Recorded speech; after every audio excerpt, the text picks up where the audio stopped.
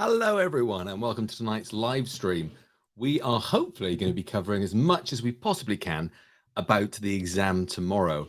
I've got one eye on a chat here, so I've seen some of the exciting, fun things that have appeared in there so far. And of course, if you do have a question for me, I can pull them up very nicely. Like this one, for instance. Yeah, no judgments there, no judgments there. But we can pull up questions as we go. Hello, everyone, and Ashmi said Ashmi's got the only nice comment of the night so far. Hello to you as well. We're going to get started now and move over to the topics. There's a big bunch of topics actually for us to go through tonight, and this is the order in which we are going to be looking at things tonight. This is pretty much the order that you'll get them in tomorrow's assessment, and they're very generic at the moment, based on the topics. Thank you, Sahil. Sahil's got a lovely comment there for us. Let's have a look. I put the turtle wax on just for you tonight, don't worry. Right, okay. All right, let's get going then. So the first question is one that often throws people. It's about a routing table. Now, we've looked at these before in networks, but let me show you what that looks like. And by the way, we're going to attempt to do this in an hour, which would be amazing if we could. Now, on the screen before you is a diagram of a network setup. The big squares are called nodes. They're basically the locations of the main computers in it. And the big pink lines are the paths, or what we might call the vertices. So with this in mind, what you need to do is work out how much it costs. And I put costs in speech marks there, in inverted commas, because we're talking very much about how much it costs to get from one place to the other. And what that cost is, it could be anything. It could be speed, it could be time, it could be any amount of data given to say how long it's going to take from one point to another. And in this case, what we're really looking at is how long it's going to take to get from, say, A to E. Now, a question looks like this. We've got a table here, and you'll be asked to fill it in. And the idea is it'll tell you over here, when we're trying to get from which node to which node, how long it's going to take us to get to each one. And what you do is you basically go down the table in order, saying how long it would take to get from A to each of these. But there is a little trick to it, because the shortest path might not be the most direct. Now, this is an interesting one here. Despite the winky smiley, the longer the wire, the bigger the cost. Not necessarily. Sometimes we're talking about the amount of traffic along the cable. So it could be, we've got one wire that is really high bandwidth, but there's a lot of information going down there. So actually a shorter wire, a little bit quicker, might be better at a certain time of night. Certainly, we get that trouble a lot with broadband internet and sort of peak periods. Even now, this is a peak period. People are at home, they're sat there, they're watching Netflix. There's a lot of data on the network at this time of day compared to, say, I don't know, like 2 or 3 o'clock in the afternoon. So what you'll have to do in the exam is you'll have to tell me, in this case, from A to E, but going down the table, what is the quickest cost and the location to get to each one. So for instance, we've done A, it costs 0 to go from A to A. To go from A to B, you'll notice there's a direct path. If I go A to B, we get a 6 weight line, but there is a shorter path. If we go A to C to B, that's only 5. So it's a more convoluted direction, but A to C to B is actually the quickest path. And so what we're doing as we're going down is we're trying to identify the quickest path from A to each of these. Now, here's the first big hint for the exam tomorrow. It might not necessarily be from A to E. Do check what the starting and what the ending node is. Anyway, let's go on to C. So the quickest path from A to C, what is it? Is it A to C to D, in which case that would be 7. I can't see a shorter path there, actually, because if we go this way, we've got a 6 and a 7. That's going to be much more than that. A 6, a 2, and a 4. No, I think the shortest path is probably A to C to D, which is what we got there. Also doing A to C, aren't we? So it's just 3. And then what we want to have a look at is part D. D is A to C to D, as I just said. There is 7. And then E would be A to C to D to E. And you notice there's a pattern emerging here, but which is the shortest way to get to each point. So what you will need to do tomorrow, sorry, I'm trying to keep one eye on the chat, but it is just full of nonsense. I knew better than to expect that, didn't I, really? So what we are going to do here is just plot out the shortest path between the nodes. And the idea of the route is, what is that shortest path? Be wary of what the start and what the end point is, and we should be all good from there. Right, on to the next one, because we've done hardware comparisons. So we've done the first one. The next one is hardware comparisons. Now, you've seen this question recently, because this question is all about how do we compare CPUs together? How do we compare secondary storage devices? So let's have a quick reminder of the slides that we looked at. Firstly, there's your storage devices.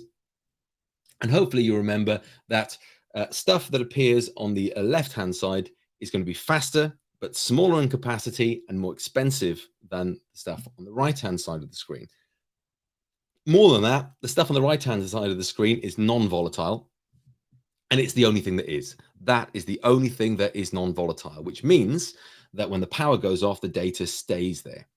Now, interestingly, as we move towards the other side of the screen, we are going to get smaller in capacity, faster, better quality stuff going on, but it is going to be volatile. When the power goes off, that's going to go. So our non-volatile memory over here is what's called the secondary storage device. And one of the things you'll have to talk about is the differences between them. So first of all, the CPU. Key thing is clock speed. Clock speed is, of course, remember, the amount of instructions that the CPU is doing per second. So the CPU is going, right, next, next, next, next. The more that is, the faster it'll work through all the different instructions that it has to work through. We're talking of clock speeds in the gigahertz region, but that means billions of times per second. So we are talking really, really fast stuff here, but you've seen an example of this. They will give you a high one and a low one, and you'll have to tell them which is the better and why. Please remember that we are talking very much about clock speed is instructions done per second. Quick question for me to pop up. Yes, the mock is tomorrow. Both groups are tomorrow. So I think they're both during your lessons tomorrow, actually. So I don't actually think I see you tomorrow. But if you've got any more questions, please go and grab me in the morning. Okay. And apparently I can't just click on the right button to hide it. Here we go. Right. There we go. So the faster the clock speed, the more instructions it does, but of course, the more power it needs. So aside from clock speed, a CPU can also have a different cache memory. Remember, that's cache or cache. It's entirely up to you how you pronounce it. Cache is sort of the American one. The bigger the cache, and remember, the registers is where everything that's currently being executed on the CPU needs to reside. The cache stores like a copy of some of the instructions that are most common. The bigger the cache, the faster the processor will be, because it means that when it goes to fetch instructions, we will get more of those quicker. So the bigger the cache, the higher the hit rate, and that's the key phrase there. Finally, the cores. Now, the cores are basically the ARU, the arithmetic logic unit. It's a bit more complicated than that, but that's the basic thing you can think about there. And a core can do one thing per cycle.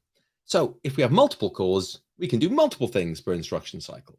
The more cores you have, the better you are going to be able to process, because the more things can be done per second. So more cores, better. Not always, though. Not all jobs can be broken down so they can be done in 4 parts at the same time. So we've got to be careful about that as well. Okay, so you need to be able to compare those devices. Keep that in mind. We're doing well for time, 12 minutes, and we've done that so far. So can I get through it all is the question. Right, this one. We haven't done this one for ages. Truth tables. Now, hopefully you remember the NOT gate. The NOT gate, you don't need to remember the symbol. You do sort of need to remember the truth table, but you need to remember this symbol, the not A symbol, the A with a little hat on top of it. That means not A. Now, what a NOT gate does is any input into it, it gives us the opposite. The inputs into gates are always 1s and 0s. So if a 1 goes in, we get a 0 out. And if a 0 goes in, we get a 1 asked. Let's pop a question up here. Sorry. Will there be a question where they ask us to compare the cores in 2 different computers? Yes, there will. Likelihood the question will be comparing more than one part. Well, you've seen an example of this question. So I think it's probably worthwhile to imagine it's going to be more or less the same thing, but probably with different numbers. So you just got to be happy talking about a CPU and the 3 parts of it. Sorry, onto a NOT gate now. So a NOT gives us the opposite. An AND gate needs 2 inputs, A and B. And so the truth table is a bit bigger, but basically the AND gate only gives us a 1 out of it if both A and B are true. So if there are two ones going in, a one comes out. Otherwise, we got loads and loads of zeros coming out there, as you can see from the truth table. And a reminder, the symbol for AND is a dot. So you need to remember that. The OR gate is the confusing one because the symbol for the OR gate is a plus. The OR gate will give us a 1 out of it as long as at least one of them is turned on. So in this case, A could be turned on and we get a 1 out of it. B could be turned on and we get a 1 out of it. And both of them, if they're both turned on, we still get a 1 out of it because it is at minimum one of them needs to be turned on. Please don't mistake that plus for an AND. That is an OR. And it's one of the most common mistakes people make. Finally, is an XOR gate. Remember, it's pronounced XOR, not XOR or anything futuristic and sci-fi. The XOR gate, the exclusive OR gate, is just like an OR gate, except that it only comes on if only one of them is on. So when they're both off, it's off. When one of them's on, we get an on signal. But when both of them are on, we get an off. And if you remember when we talked about this, this was the example of the light at the top of your stairs. The one at the bottom will turn it on. When we get up to the top of the stairs, you flip it up and it turns it off because they're both in the same position. I'm not agreeing with the language here because it's a bit ableist, but I just want to say this. It's old style notation.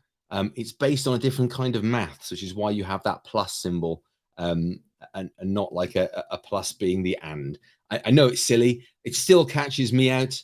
You don't really use these symbols in proper logic. If you Google this stuff, it'll be all different symbols because we don't really use it in the real world. WJEC have just decided this is what they want to use. So here we go. Now, what will you be asked to do? You'll be asked to do something like this. This is an extreme version of it, okay? The idea is this. You get given this table and you have to go down a column at a time working out what the answer would be. Now I'm just going to switch my pointer to a pen so I can write in here for you. But the idea is this. This column is A or C. So we know about an OR gate that as long as A or C is a 1, we can put a 1 in the box. So we go down looking in A and C. Okay, so A and C are zeros there, so it's a 0. A and C is 0, it's a 0. And there's a 1 in the A there, so I'm getting a 1 here. There's another 1 in the A. There's a 1 in the C here, a 1 in the C here. They're both 1s, and they're both 1s. So that's an OR gate. That's how we work that out. The next one down is B and C. So I'm looking at these two now, these two columns here, B and C. Both of them need to be a 1 to get a 1. So both zeros. There's a 0, zeros. There's a 0, there's a 0. Two 1s here, which gives us a 1. There's a 0 and two 1s here. Now, this is where it starts to get a bit better. We've got this complicated expression here, but it's not as hard as you think. A or C is actually that column there. We've already worked it out. B and C is that column there. We've already worked it out. So what the question is trying to be is an exclusive OR between these two. Yeah, guys, can we stop fighting in the chat, please, if you wouldn't mind, because I was going to have to turn it off. And it's a bit less exciting if we haven't got any chat going on. So if we can stop fighting in there, that'd be lovely. Thank you very much. So now with the brackets and those two columns already calculated, all we need to do is XOR these two things. So exclusive OR, remember, gives us a 1 if either of them is a 1, but not if both of them is a 1. So we've got two zeros, we've got 1, 1, 1, 1, another 1, 1. Now we've got two 1s here, which gives us a 0 there. We've got a 1 there and two 1s, which gives us a 0. Now then you might think, oh, hold on, sir. I don't know if I've got enough time in my life to do this last one. It's so complicated. Well, again, that entire bit there was just this column. So what we're doing is knotting this column. We're doing the opposite.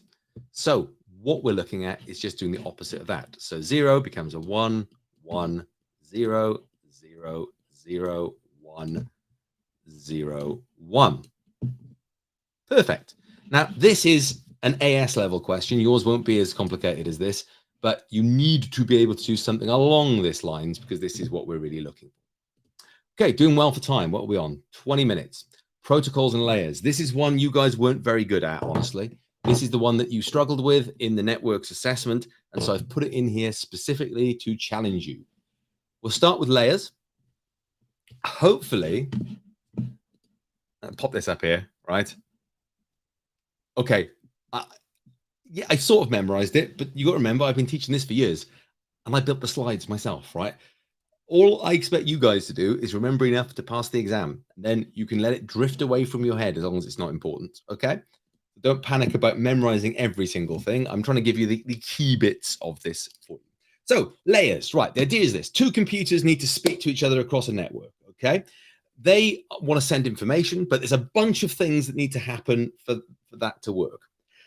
The best way for us to deal with that is we have layers. So we split up all the complicated parts into individual layers. And that means if one part changes later on, for instance, the bottom layer, the physical layer, is the bit that converts it to like electricity.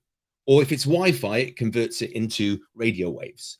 That bottom bit, if we invent a new technology that converts it, say, to light, as fiber optic is, we can just swap that layer out and everything else works the same. And it's much, much better as a result. You need to be able to talk about what happens in each layer. So let's very quickly shoot through that. So we've got our layers, our application layer at the top. And remember, what happens is from the computer, we get to go into here, the application layer. Sorry, I was just giggling at this one. I seriously do not have enough people following me to be affiliate. I'm sorry. So no. The application layer at the top is the bit that talks to your software. So you're in your email, you're on your web browser, you click a button that needs to go out to the internet, and the application layer is the bit that talks to your piece of software. It goes, cool, yeah, fine, whatever. We're going to pop that back and forth there. I'm just going to pop this one up. Right, I'm going to tell you now, don't gamble. It is on the exam. You need to be able to name some of these layers and at least give me a sentence as to what they do. Don't gamble on it. It's definitely going to be on there. All right. So application layer talks to the software. It converts between software protocols and passing it down. So basically my email, Netflix, whatever app says to this layer, I've got this piece of data to send. Can you send it, please? So once it gets to the application layer, we've worked out what's going on with it. The transport layer now is the bit that moves it around. It is going to interface between the computers and it's going to split it up into parts. So it's going to work out the path between them. Okay. The network layer then is a little bit easier. It's the bit that's used for addressing. Sorry, I should say the transport layer. What that's going to do is split it up into packets as well. So it's going to split it up into the parts and sending it across the internet. The network layer is the bit that's going to determine where it's going to and where it's coming from. So it's going to try and sort of work out where it's going and in what route. The data link layer then is the bit that converts it into a frame that can be sent. So it sort of packages it all together. We've got the bit of the file. We know the path it's going. It sort of goes, sticks it all together, writes all the information on it, and gets it ready to go. This is the last step before it gets sent literally across the electronic signals. So what you're going to be doing is, remember at the top, we got our data going in. Application layer deals with the program. Transport layer breaks it into packets. Network layer then decides where it's going to go. The data link layer sort of combines those things together and says, this packet, you are going there. And then the physical layer is the bit at the bottom. And the physical layer is the bit that actually converts it into data or electricity or radio waves. Whatever standard we're dealing with is the bit that transmits it. I'm just going to pop this up here. Careful if you are Googling the layering diagram and you're looking at other types of layering diagram, this is a very specific one that's unique to WJEC. In reality, the amount of layers that are actually there, probably more like 10 to 12. And they've simplified it a lot to get that all going on here. Kai, yes, as soon as I finish this live thing tonight, I will pop that on the Google Classroom for you, okay? So once again, our layering stack. Our computer is in email. We click send. The email program talks to the application layer and goes, here is your email. The transport layer goes, cool, chop it up into the individual packets. Because we can't, well, email's a bad example, but we couldn't send a file in one go, really. We want to send that in bits. The network layer is the bit that goes, right, where are you going? You're going there, so you go there first, and then there, and then there, and there. The data link layer is the bit that combines that together. So it turns it into a frame. So it turns it into a packet with an address on it and stuff like that. And then finally, the physical layer is the bit that turns that into electricity and sends it out across the cables. Okay, another question. Will the layers be more complex for A level? At A level, they add another 2 layers to it. So it's not much more complicated. You wouldn't really need to know all of them unless you were doing sort of degree level development anyway. If you didn't use a dedicated email client, but a tab in your browser instead, yeah, it works exactly the same way. The difference being is that the application layer will be talking to your web browser rather than your email client. So it's horses for courses as to what it talks to, really. Email does eventually turn to electricity. Yeah, that's the point of the layers. It needs to be turned to electricity to transmit across the wires that make up the internet. Very short pulses. In fact, in many cases, it's turned to light at a certain point because it's transmitted across fiber optic cables. If you've got fiber to home, that cable running out of your house is actually transmitting light in different spectrums across the network. So there's our layers. You need about a sentence on each, no more than that, but you need to be able to describe them. And the idea is very simple, is that if my email program talks to an application layer, goes, here's an email, and the application layer goes, cool. The transport layer goes, right, chop it up, there's my bits. The network layer goes, where's it going? It's going over here. The data link layer goes, right, put all the addresses and all the information on it as if it's sticking a label on it, ready to go. The physical layer turns it into electricity, ones and zeros, zeros and ones, flies across the internet, arrives at your computer. First thing it does, I've got all this electricity being thrown at my computer through a wire. So it reassembles it into data packets. And it goes, right, this is for me. The data link layer is the bit that sort of goes, yeah, cool, this is for me. I pass it on up.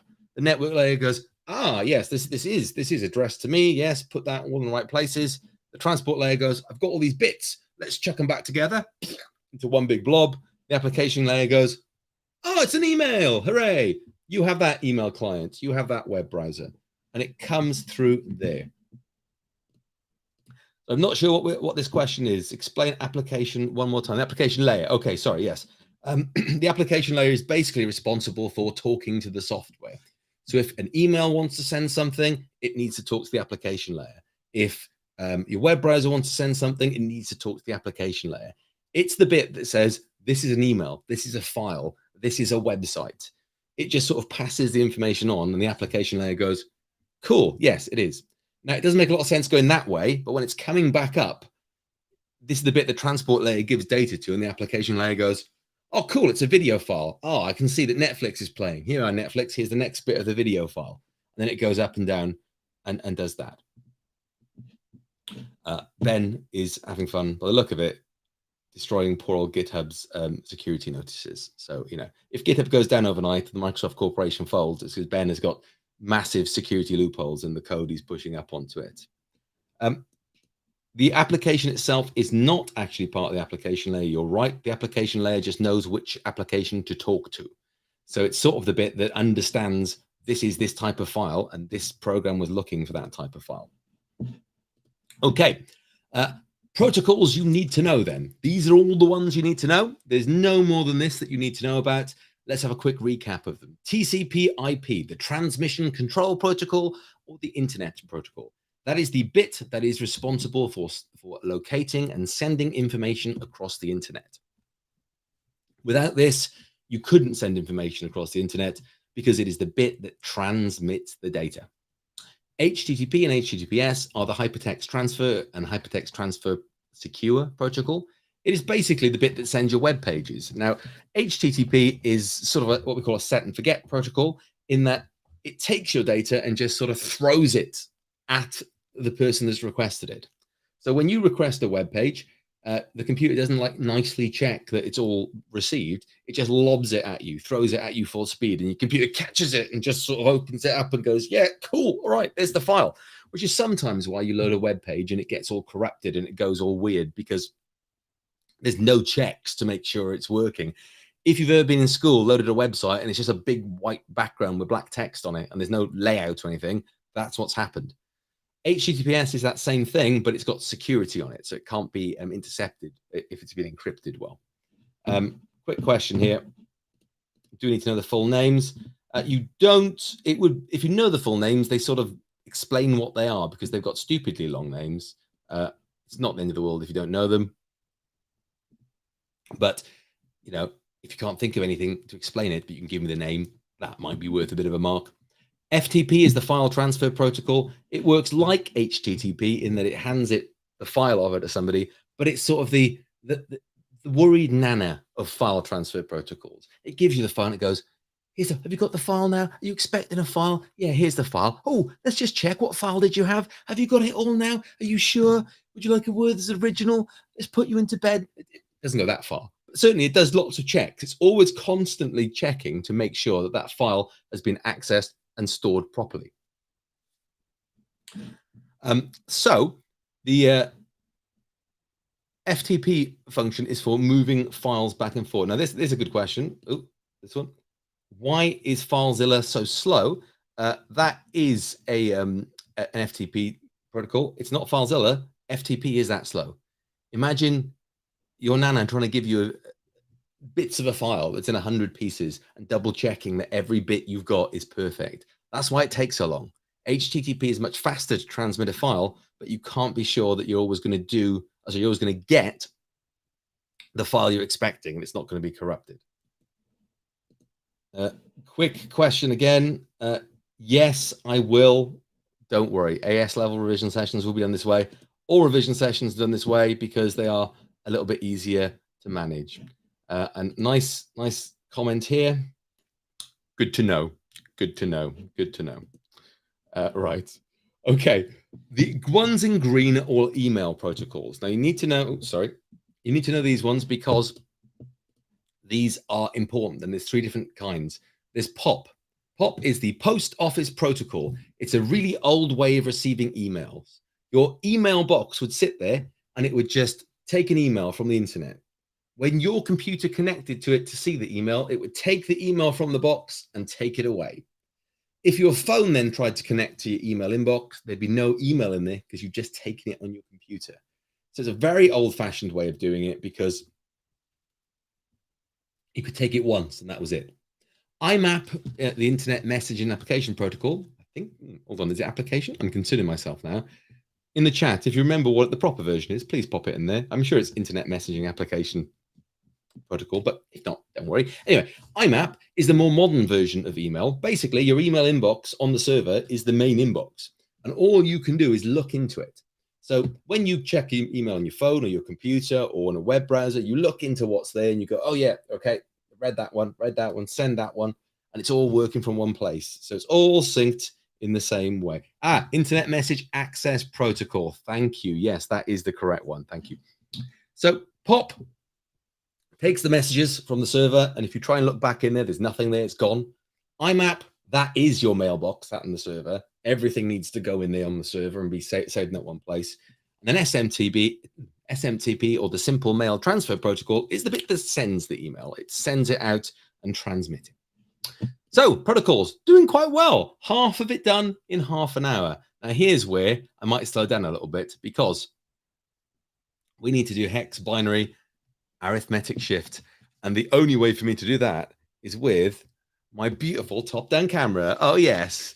You thought it couldn't get any more exciting, but I've got some paper and I'm going to write on it. Yes, I am. So this is stuff we did a long time ago now, I think all the way maybe back in year 9. And this is hexadecimal and binary conversions. So first of all, no, thank you. Yes, I've been manicuring just for this. Yeah, lighting's not great. I'm sorry. My top-down lamp is flickering a little bit. I think it changed the bulb, but there we go. So what we need to do is we need to be able to change from a number like this, which means 32, and the 10 underneath means that it's in denary, our number system, to a hexadecimal value. What's a hexadecimal value? Well, it's made up of 2 parts. It's made up of 1s, and it's made up of 16s, and these are the place values. So this would be quite easy to do because 32 is 2 16s. So it would be 2 16s, none of those. So 20 or 2016 is actually 32 in hexadecimal. Oh, God. What's this? Ninja doesn't have this quality level. I think Ninja's got a lot more money than me to buy the equipment. That's all I'm saying. Right. So let's have a look at how we do that, because you'll have to convert back and forth between them. First of all, let's go from hexadecimal. Now, hexadecimal is that in any one place. So we always have two boxes. This one's worth ones and this one's worth 16s. Okay. But in any one place, we can have 16 different values. It's the numbers 0 to 9, as well as the letters A, B, C, D, E, F. And what do they correspond to? Well, A is 10, and you can work it out from there. I always write these down ever since I published my book and realized that I sometimes get my E's and my F's confused as I'm talking contemporaneously. So what you need to do is make sure that doesn't happen to you. Let's see if we convert back. Now, I'm making these up off the top of my head. 3F, how would you work that out? Well, what that means is that is 3 times 16. This is F times 1. 3 times 16 is what? 48. F times 1, F is 15. So that's 15 times 1, or 15. So I've got 48 on that side and 15 on that side. Add them together, I've got 63. Beautiful. So again, the method's quite simple. The sheet I've got on Google Classroom for you for this has a bunch of QR codes you can scan to watch me go through it again if you want to. You need to do hex to denary and denary to hex. This form is this. The denary to hex one is a little bit more complicated. So if I've got like 126 or something, yeah, I need to convert that into hexadecimal. I need to work out how many 16s I'm going to use and how many ones. It's a bit more complicated than the other way around, but it's reasonably easy. We're going to do 126 divided by 16, first of all. Now, let me just do that on my computer because I don't have this number stuck in my head. Now, 126 divided by 16 is 7.875, okay? So what we do is we take the 7 part and we put that in the box there. And what we're going to do is work out what's left. So 7 times 16 is, and again, I'm just working this out on my computer because these numbers are not stuck in my head. And you can take your calculator into the exam tomorrow, by the way. So please do. 112. So that means we've used up 112. So 126 minus 112 is going to be 14. 14 needs to go in this box. Now, what was 14? So I flick back. 14 was E. So we put the E in there. Now, I'm not going to give you a bunch of examples on that. On Google Classroom, all of this stuff is available there as a PDF, and there is a QR code to explain to you how to do every one and show you how to do every one. But the most important thing that you need to remember is this question is worth 2 marks. 2 marks. That's it. If you are prioritizing what to revise tonight, I would not worry too much about that one. But this next one, I certainly would, because the next one's easy marks. It is converting to binary. Now, in binary, we have 8 bits. 1, 2, 3, 4, 5, 6, 7, 8. And each place value is worth a power of 2. So, okay, let me go back to Ben. Why did I take away 112 on the last one? Let me just go back to that one. I took away 112 on the last one because, oh, sorry, clicked on completely the wrong one. I took away 112 on this one because that's what 7 lots of 16 are. So when I fill this out, what I'm saying is I've used 7 lots of 16. That's 112. So I need to find out what's left to go on the right-hand side. I hope that makes sense. Here's a question from Kai here. All of this is in the past paper, Kai. I've changed some numbers around, but not many. I'll be 100% honest with you.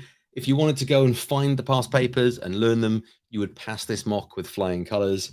I'd prefer if you didn't, because what you need to do is just to have that experience of going into exam and not knowing what all the questions are going to be. Okay, but feel free to have a look at them and just see the sorts of questions that are going to be there. They're all available from the website of the WJEC, if it's up, because it's been down all day because they're uploading new things. There is only one past paper, but there are a bunch of old past papers that were similar in structure. Okay, sorry, binary. Now, the numbers on top of the boxes in binary are different.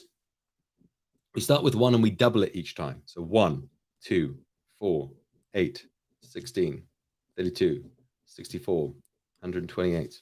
Okay. Well, have I jumped one? Hold on.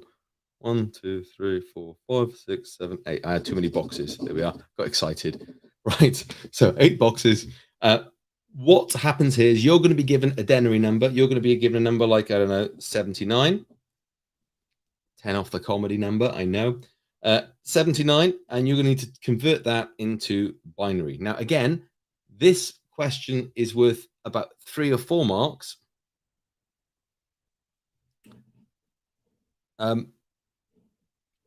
Sorry, have I done the maths wrong on it? Yes. Oh, sorry. I see the boxes. Yes. Sorry. I see. I'm reading it right. I mean, so this is why I need somebody to run the chat for me. I have to get affiliates so I can get the money in to employ people to run the chat, I think. Right. So if we're doing 79 in this, what we need to do is decide whether it could be represented. Now, binary is just ones and zeros. So we're going to put a bunch of ones and zeros in here. This question's worth 4 marks, but there's a follow-up question to that that's well worth doing. Okay, very quickly then. So 79, what I need to do is I'm going to go from this side and I'm going to go across. And every time I'm just going to ask is, can I take this power away from that? We're not going to deal with negative numbers here. So if I can't take it away, I'm just going to say no. So can I take 128 away from 79? I can't, so I put a 0 in there. Can I take 64 away from 79? I can, so I put a 1 in there. Now I've used up 64, so I need to find out what's left. Now I think that is 15. Please tell me if I'm wrong. I'm not a maths teacher, and it's quite late. So the next question is, can I take 32 away from 15? I can't. Can I take 16 away from 15? I can't. Can I take 8 away from 15? I can. So let's work out what's left. Now, I think that is 7. Can I take 4 away from 7? I can. Can I take 2 away from 3? I can. And can I take 1 away from 1? I can. You should always be left with 0 at the end of that, and it's always going to be the same sort of thing. Now, in your mock, you're going to be given 2 of these binary numbers to work out, turning it from denary into binary, and then you're going to have to add them together.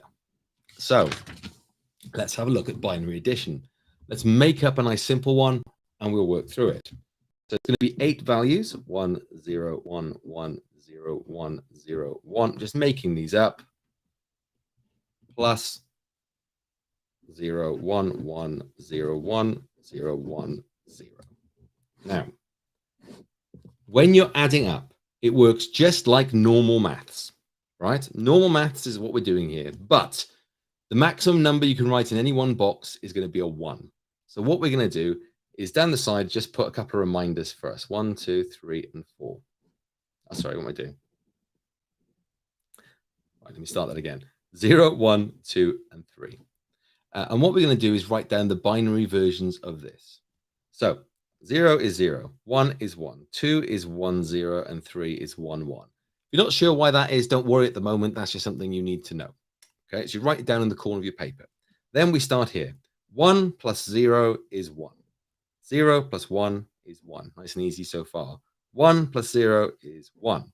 0 plus 1 is 1. Again, nice and 0. 1 plus 0 is 1. Now, here's where it gets a little bit harder. 1 plus 1 is 2.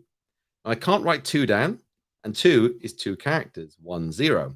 So we work it out just like we would in any normal maths equation. We put a 1, we carry the 1, and we put a 0 up here. Then I'm doing 0, 1, 1, which is 0, carry the 1, 1, 0, 1, 0, carry the 1. Now, in normal maths, then, what we do is we take that 1 and put it up here. But in binary, you need to remember that these are not just numbers. They are physical circuits in the computer. There are 8 slots for them, and we filled 8 of them up, which means this won't fit. That is an overflow. Again, hint, hint. There may be a question about this tomorrow. So an overflow is where we have 9 bits to store, but only 8 places to store them. So what happens in a real computer system is that overflow is just lost. So you add 2 big numbers up and they disappear. Yes, there will be, it will be on VOD straight away afterwards, I believe. I think it just goes automatically to there. I'll leave it up for you, don't worry. Now with this overflow, you'll probably be asked to explain it. Overflow is where we add two numbers together and the result is too big to store in 8 bits. Now, if you ever need to generate a sum that has overflow in it, straight away, it's very easy to do. You want to do 1. That is all the ones, and then one below, which is a 1 and a bunch of zeros. This is the easiest sum to work out because it's all ones until we get to the end, and then it's going to be a 0, carry the 1, boom, overflow. Here we go. So nice and straightforward there. A bunch of stuff that you need to know for that section. I've got the PDFs for this with QR codes in. Please go and have a look at them. Go and spend some time working through them. In particular, binary to denary to binary conversion and binary addition. And there's one more that people freak out about, but it's actually really easy, and it's called a shift. Okay. If you've got an 8-bit number, and again, I'm just making these up, it could ask you to shift it to the right or to shift it to the left. Now, if we shift it to the right, what's going to happen is the entire thing is going to move to the right, that amount of spaces. So if we do a 4-place shift to the right, what we need to do is this. On the opposite side, we put that amount of zeros, 1, 2, 3, 4, because it's moved over to the right. And then we start copying the numbers down here into the remaining spaces. The maximum is 8. So 1, 0, 1, 1. That's a right shift. How about a left shift? So we'll start with the same number and we'll do a left shift by 3. If it's the opposite way, we put the zeros on this side. And for the remaining spaces, 1, 2, 3, 4, 5, we're going to start copying from this side this time. 1, 0, 1, 0, 1. So shifting left and shifting right is going to push it. The key thing to remember is if we're shifting right, you put the zeros on the left. If we're shifting left, you put the zeros on the right. And it's if we're moving the entire number back and forth. Very, very easy marks. People forget all the time how to do it. And again, there's a sheet on that. Right. That took a bit longer than I thought it did. So 14 minutes to do 4 topics. Let's see. How do we store data? Well, first thing is a picture. Picture's really easy.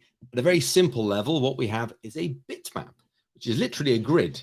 And inside it, we put zeros and ones, where the ones are black pixels and the zeros are white pixels. And we end up with a little picture. Now, if you look, each square has a 0 and a 1 in it, in the place where the relevant color exists. That's a very simple way of doing a graphic. If it's more complicated, though, here I've got one with levels of gray as well. We've got a simple drawing of a cat there that I've opened up in a hex editor, which will show us the squares where something's been drawn in. Let's go even further. Here's a photograph. Okay. The individual pixels in there have these complicated hexadecimal color values. Yep. In fact, the bits represent the red, green, and blue color and how dark the pixel is. So there are 4 parts to it, actually. But the entire grid is made up in exactly the same way that this one was. Each single pixel is stored with a value, but instead of being a 0 or 1 this time, it's a long value to talk about the color of each pixel. So that's how the image is stored. Just a file with a bunch of numbers in it, basically, that the computer reads one by one and then draws from left to right. However, when you're storing an image, you could, if you wanted to, reduce the amount of colors that it can store, make it a smaller file. But look what happens. And it actually looks all right to me on the stream here.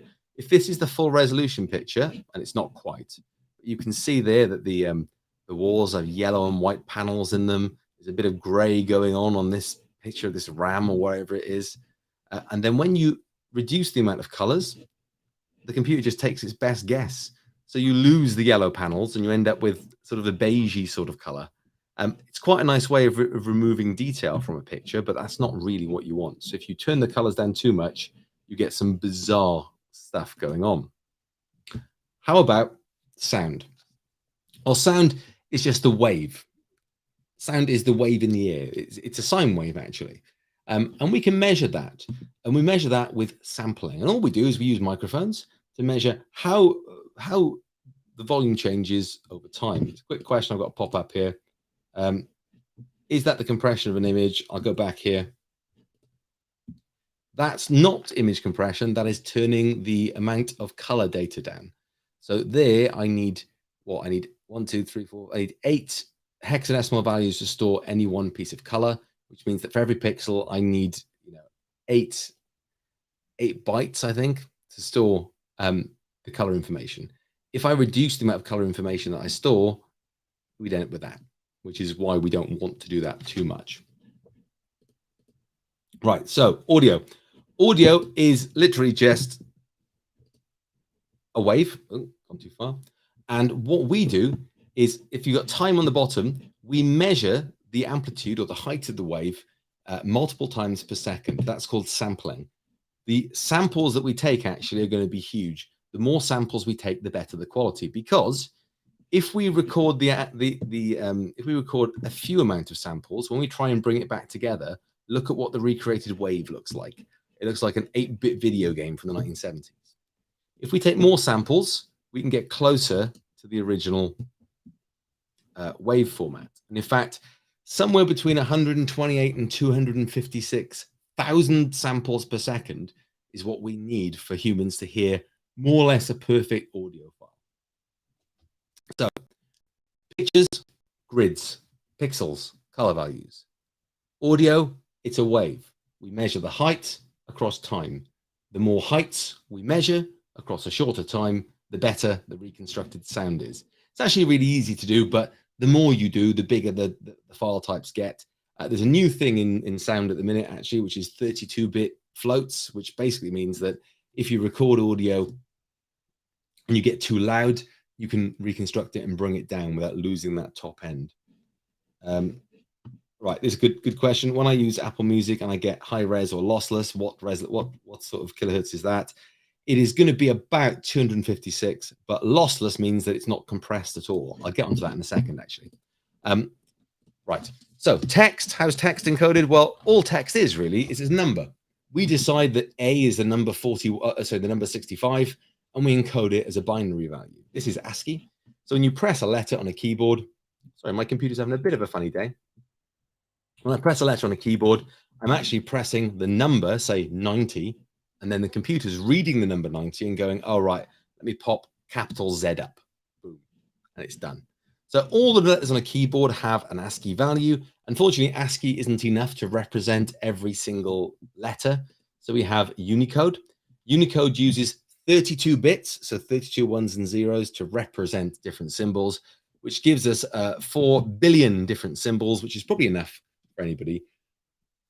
In fact, to the point that if you use Unicode, there's so much space in it that the Unicode Consortium, whose job used to be meeting together in suits and ties and being very, very formal to talk about what letters and what symbols were being added to the alphabets, now meet to discuss whether they should be adding poos with different hairstyles and pregnant men to the emoji database, which is a different kind of meeting to have, I would have thought.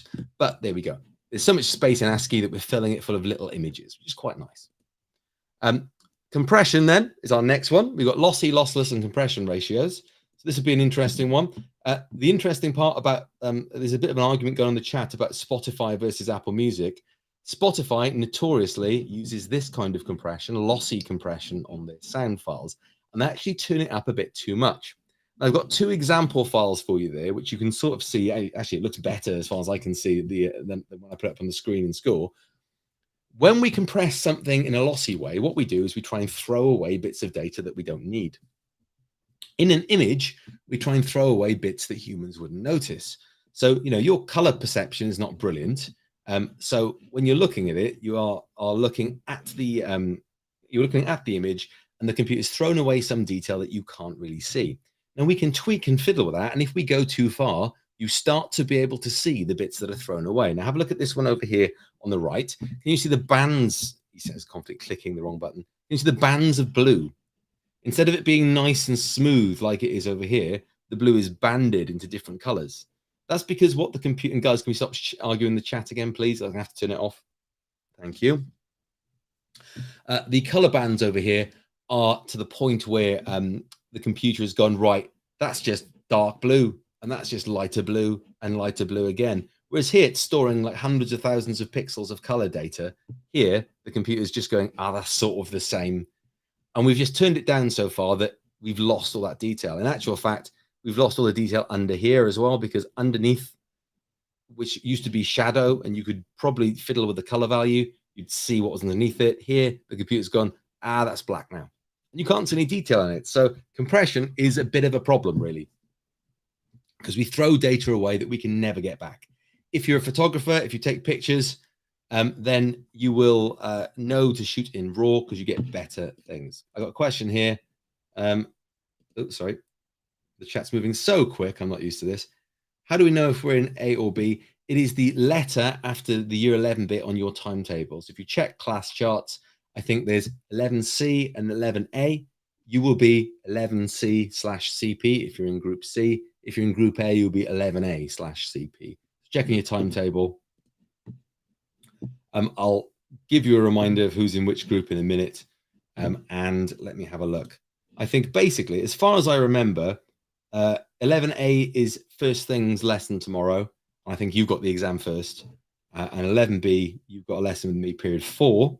And you have the exam during that period, I think. That's what I remember, but I might be wrong, so double check. Right, so lossless compression is an opposite way around. It's not as good compression because we can't get things down as small, but we don't throw anything away. We do things like dictionary encoding, which is just sort of turning it into a bunch of numbers that we can reconstruct later. And if we do that, brilliant.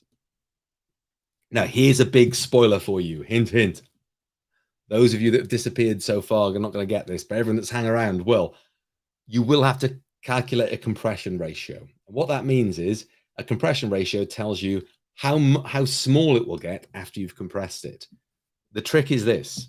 You take that first value on the left and you divide whatever number you've been given by that. So if it was 200 kilohertz or 400 megabytes, divide that by 15. Then you times by the number on the right. So it would be whatever number divided by 15 times by 6, and you get your answer.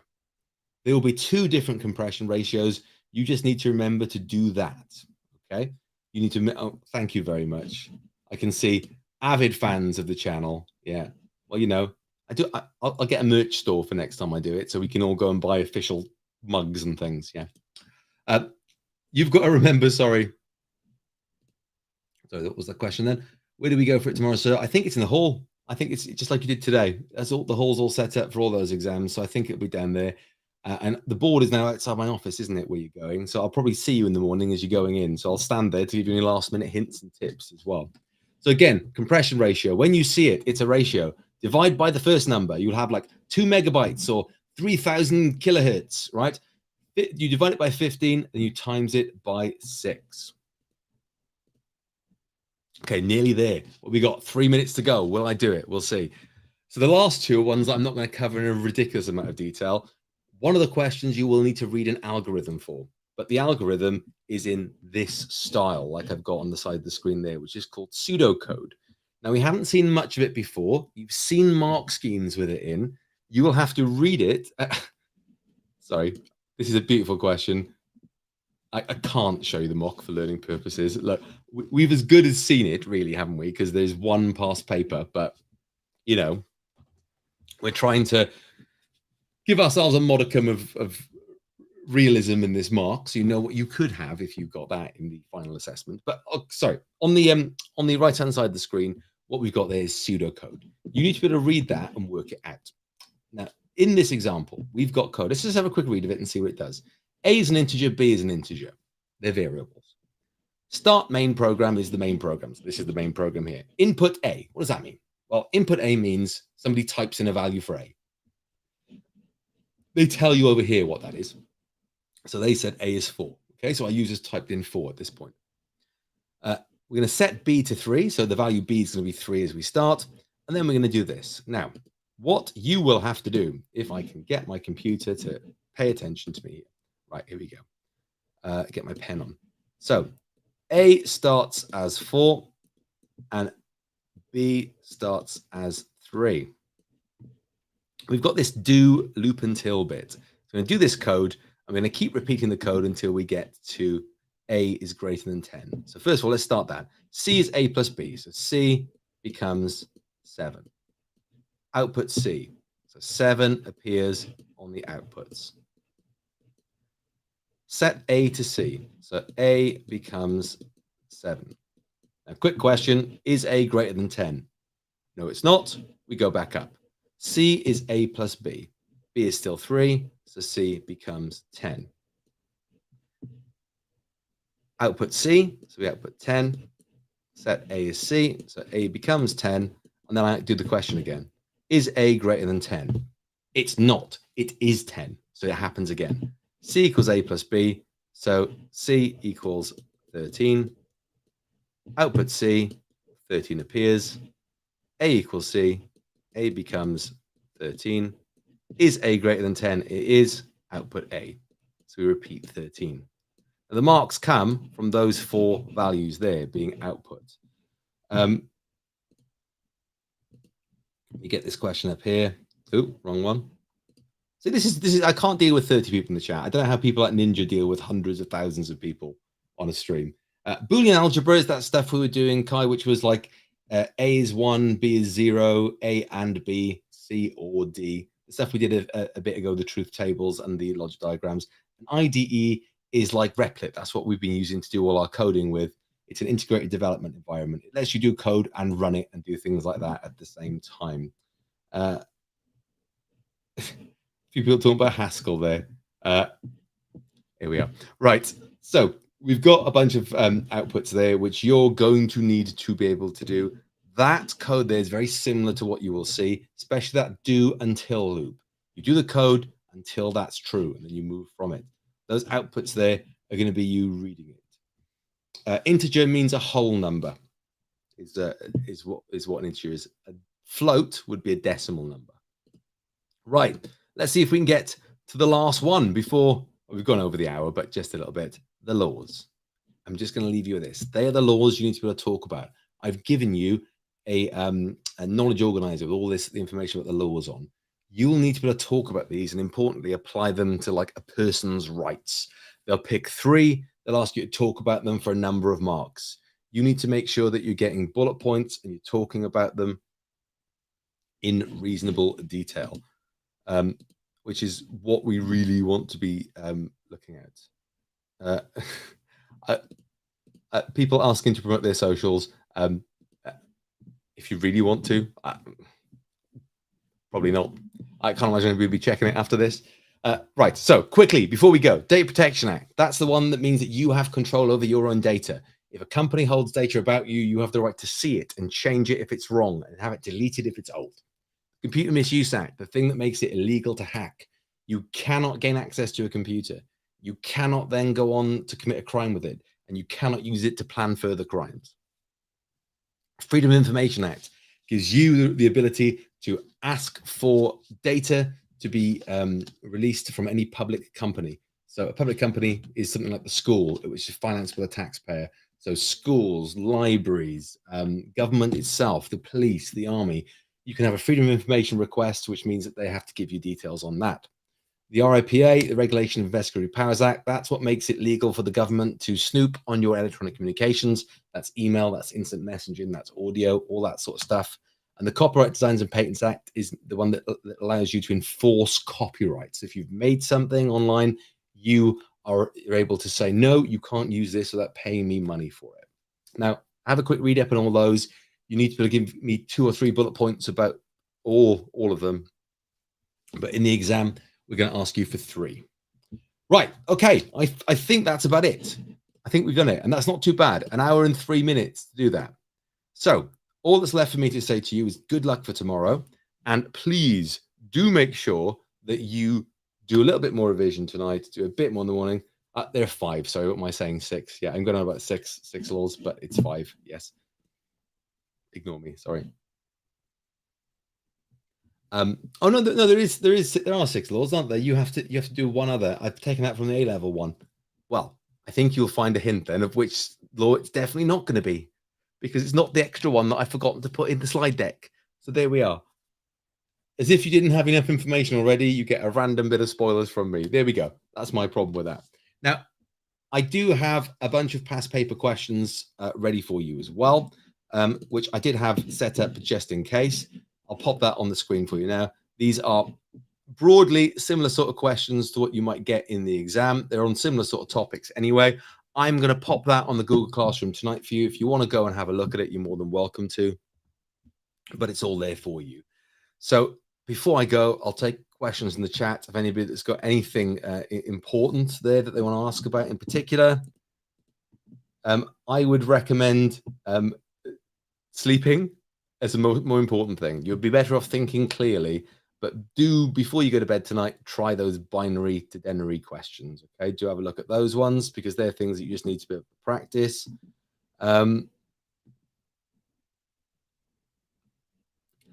This question is important here. Ooh, I'm not going to be shouting out Mary Berry Hub at all. No. The other one is, can we use Python syntax in the mock? You can write in Python syntax if it asks you to write code, but you have to be able to read the pseudocode. I know it's throwing you off a little bit. Just take your time, read it, and just think it through. I'll be giving a lot of leeway at this point because we've not had a lot to do with it, and we'll be working from there. Let's have a look. Spot and describe facilities there. I'm not sure what you mean there. Facilities of what? Facilities of... We can give that. That'd be brilliant. A bit more detail on that one. Spot and describe facilities of an IDE. Not as far as I remember. I don't think there's any questions on IDE. Okay, quick question here. Not right to the mock, but an actual exam. Is it just Greenfoot or is it Python coding? The Greenfoot and Python stuff really comes in the practical exam. So that's unit 2.